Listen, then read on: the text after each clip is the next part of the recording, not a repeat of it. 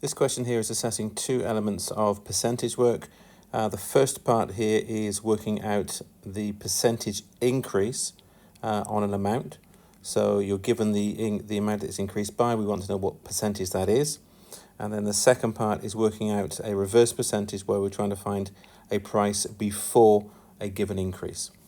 So in the first part here, it says work out the percentage increase of the average price between 2007 and 2012.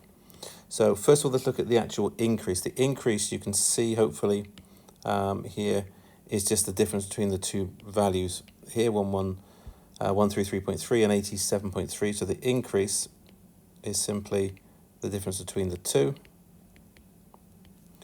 and that would be which is 46. That's 46 pence. Now we want the percentage increase from 2007 to 2012. So this is an important bit. It's where it's from. The percentage is increased from the 2007 date. So it's gone up by 46 pence out of the 87.3. The lower number here is always the starting value. So that's the fractional increase, 46 out of 87.3. To turn that into a percentage, we multiply that by 100. And you put that into a calculator, you'll get the answer of 52.6918671, something like that. It asks the three significant figures.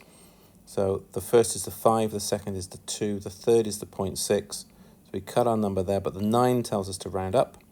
So the correct answer here is 52.7%. Now in the second part of the question, it says that it increased by 20% between 2010 and 2012. So between 2010 to 2012, it increased by 20%. Now, as a multiplier, as a decimal multiplier, to do that calculation, you would just multiply by 1.2. That would be your multiplier if we had the figure in 2010, times by 1.2, that adds on 20%, gives us the new value. We have the end value, it's for 2012, so we want to go backwards. The opposite of multiplying by 1.2 is clearly dividing by 1.2.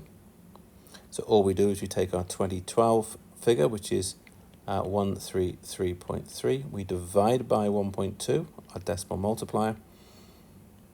Put that into a calculator, you get 111.083 recurring. And this has to be to one decimal place. So we have one decimal place is going to be the 0. We cut that there, and the 8 tells us we round up.